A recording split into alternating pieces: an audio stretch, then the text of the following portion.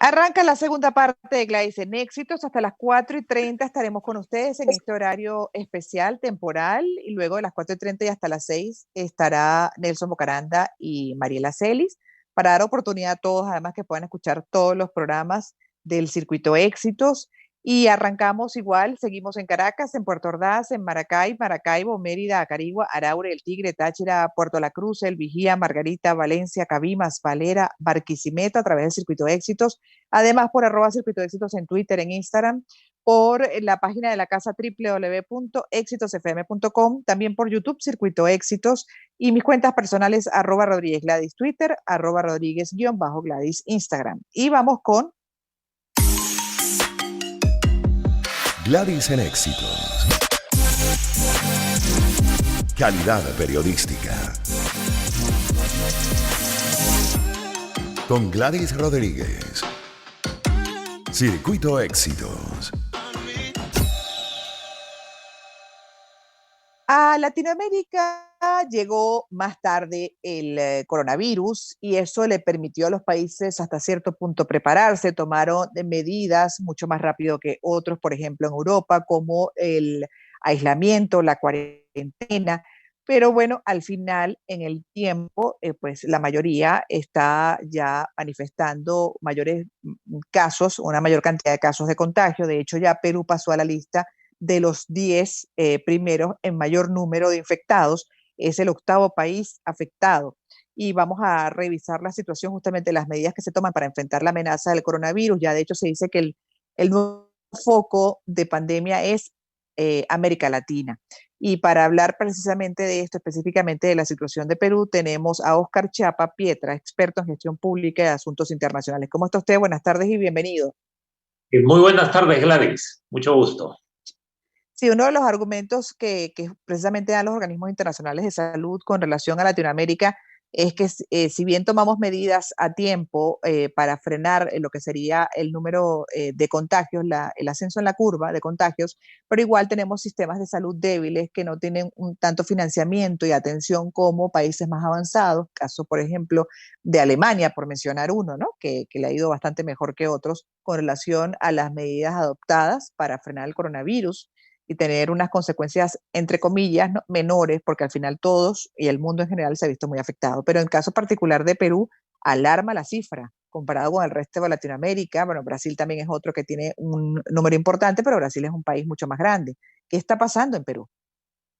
En realidad estamos enfrentando un fenómeno respecto al cual poco conocimiento tenemos. Las medidas que los gobiernos en distintas partes del mundo están adoptando son intuitivas y diríamos inerciales en base a experiencias de contagios anteriores. Pero el COVID-19 es un patógeno cuyas características, cuya incidencia desconocemos sustancialmente.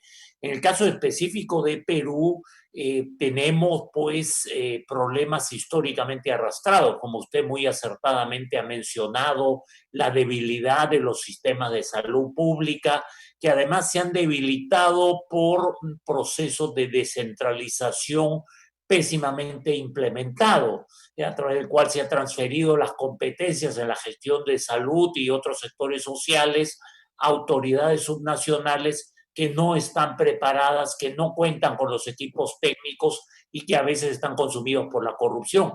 A eso se suma también con otro elemento de deuda histórica, las paupérrimas condiciones de vida de muchísimos sectores de la población que viven hacinados en viviendas absolutamente precarias y sin acceso a algo tan básico como el agua y el saneamiento. Todo lo cual, pues, ciertamente hace que los esfuerzos que el gobierno y la sociedad peruana están tomando no sean lo eficaces que todos quisiéramos. Y eso que también hay que decir que las medidas fueron muy estrictas, ¿no? Fue uno de los países que no solamente contempló el aislamiento, sino además también medidas estrictas, sanciones importantes, aquel que incumpliera con lo establecido por el gobierno central, ¿correcto? Así es, en efecto, Gladys. Y es penoso porque haciendo la tarea lo mejor posible en medio de las circunstancias, sin embargo, acabamos desaprobados, por así decirlo. Eh, pero francamente, salvo algunos aspectos específicos de la intervención gubernamental que podrían haberse enfocado algo mejor, en general la estrategia pública ha sido la adecuada. Mm. Ahora, me gustaría revisar las fases. Ya tengo que hacer una pausa, pero al final uno revisa varias fases dentro de lo que es la actuación para frenar los casos de contagio y adicional también una recuperación más rápida de los infectados. En el caso particular de Perú, en cuanto a la fase de detección, ¿cómo están? Mire, haciendo muy bien la tarea, se hace un número extremadamente elevado de pruebas diariamente, que está por encima de los promedios incluso de países desarrollados. Y claro, eso ayuda en parte, pero esa es una estrategia incompleta, porque al lado de la detección, lo que luego se requiere respecto a aquellos casos que resulten positivos, es decir, que la persona esté efectivamente infectada por el virus, lo que se requiere es un rastreo de todos los contactos que debiera haber tenido en los días recientes. Y este segundo elemento es el que lamentablemente no se está implementando en Perú y que ciertamente contribuye a que los resultados no sean lo exitosos que todos quisiéramos. En este momento la cuarentena continúa estricta, ¿no? En Perú, hasta entiendo el 30 de junio, pero como van las cosas, a lo mejor la alargan. Mire, ya la gente está haciendo bromas, algunos incluso retratan al presidente Vizcarra ya convertido en un anciano y todavía extendiendo la cuarentena, otros bromean con la Navidad diciendo que vamos a pasar la Navidad en cuarentena, etcétera, etcétera. Pero aparentemente se están generando condiciones para ir progresivamente liberando un poco las restricciones impuestas por la cuarentena. De hecho, ya eso está ocurriendo y previsiblemente a fin de mes, cuando vence el periodo que ha señalado últimamente el gobierno, probablemente ya no se mantenga de un modo tan estricto como ha venido siendo hasta ahora. Mm. Vamos a hacer una pausa y al regreso me gustaría hablar del tratamiento, cómo están abordando los casos infectados.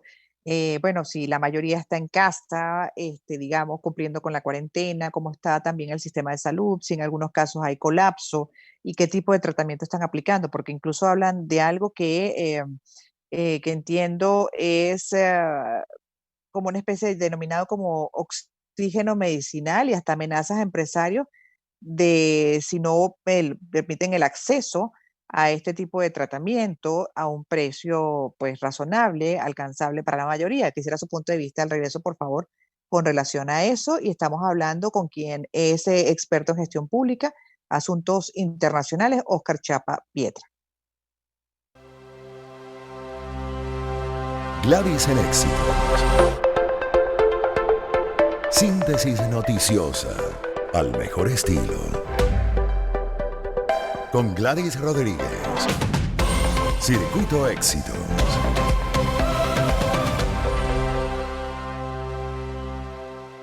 Seguimos, segunda parte de conversación con Óscar Chapa Pietra, experto en gestión pública y asuntos internacionales, revisando, como hemos hecho con otros países, la situación específicamente en Perú, análisis de las medidas que están tomando para enfrentar el coronavirus. Perú pasó a ser el octavo país más afectado del mundo.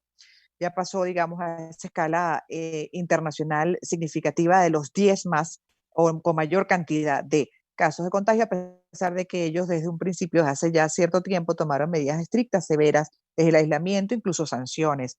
De hecho, bueno, en cuanto a las medidas del Ejecutivo, por ejemplo, declararon al oxígeno medicinal de interés nacional dentro de esta fase de tratamiento de los infectados.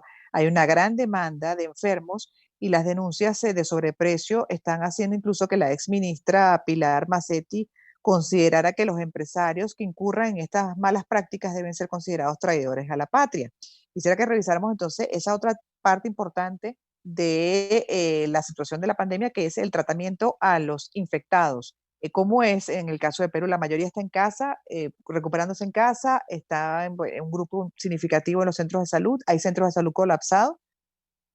Eh, los centros de salud están llegando al tope de sus capacidades, tanto de los públicos como los privados. Sin embargo, en principio es recomendable que las personas que están afectadas por el virus, pero que no sufren síntomas devastadores, cumplan la cuarentena en su respectivo domicilio y procuren ser curados ahí. De hecho, el Ministerio de Salud tiene un sistema a través del cual se monitorea a los pacientes que están recuperándose en sus propios domicilios. Ya. Lo llaman, van monitoreando casi diariamente cada caso. Eh, lo que ocurre también, y eso es parte de los problemas que se enfrenta, es que vivimos con una economía extremadamente monopolizada, una economía que ha estado guiada por principios demasiado dogmáticos de supuesta libertad de mercado, etcétera.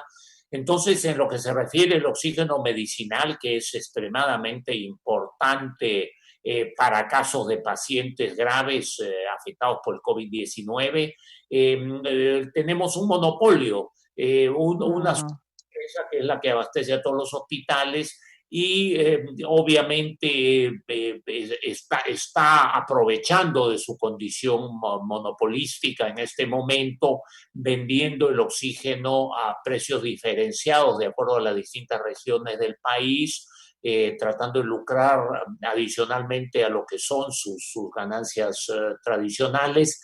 Y hay toda una cadena de informal y criminal de personas que tienen algo de recursos de oxígeno medicinal y que los venden en las puertas de los hospitales a los familiares a precios exorbitantes. Sabiendo que la gente necesita indispensablemente recurrir a este ese, oxígeno. sí, para que la gente se dé una idea, ese oxígeno es el que viene envasado, Así es. que tiene una cantidad limitada de uso, ¿no? Y que se lleva muchas veces para, por ejemplo, zonas como el Cusco por la altura. Así es en efecto, ¿no? Es Ya. ¿Qué otro curiosamente. tratamiento, qué otro tratamiento está utilizando Perú para abordar a los infectados, sobre todo que están en una condición delicada? Mire, o sea, se está utilizando básicamente los tratamientos internacionalmente prescritos por la Organización Mundial de la Salud, eh, y se está experimentando para el desarrollo de potenciales vacunas contra el COVID. A nivel de tratamiento se está empleando los medicamentos de uso regular para este tipo de situación. No se trata de que intentemos inventar, sino de básicamente aplicar lo que en la experiencia internacional está siendo Claro. eh, lo más eficaz en medio de las dificultades, ¿no? Mm. ¿Qué esperan ustedes, los peruanos, bueno, de la pandemia? Porque están ahí todavía en pleno momento, ¿no? De ascenso de la curva, de amenaza, eh, cumpliendo con las medidas, no toda la población, porque suele ser así, que alguna parte de la población se relaja, a pesar de las exigencias de los gobiernos centrales y locales y también de la misma colectividad que pide colaboración en ese sentido. Pero, ¿qué esperan ustedes? Y bueno, sí, económicamente también, ¿cómo están? Claro, mire, en general parece que se está estabilizando lo que llaman, se está alcanzando la meseta en términos del número de contagios diarios, Ya. de muertes diarias. Eso es una buena señal, ojalá en los próximos días se confirme eso y de acuerdo a lo que es la tendencia internacional, luego debiera seguir una progresiva declinación en el número de casos diarios. Eh, Mm.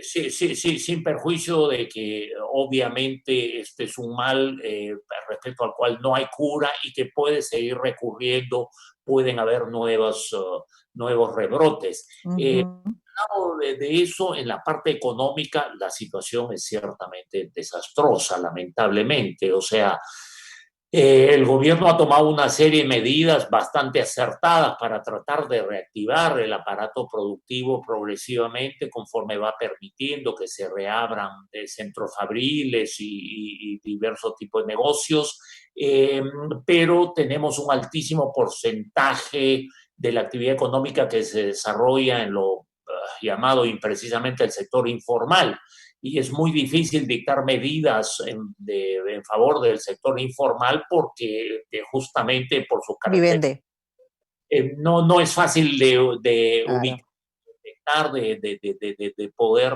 de canalizarle apoyo. controlar y además viven bueno, de ese trabajo diario. Gracias por el reporte que nos ha dado muy completo, una radiografía de su país, Oscar Chapa Pietra, experto en gestión pública y asuntos internacionales, con él haciendo una revisión justamente de las medidas que se toman específicamente en Perú para enfrentar el coronavirus. Ya es el octavo país más afectado del mundo. Gracias nuevamente. Buenas tardes, señor Oscar.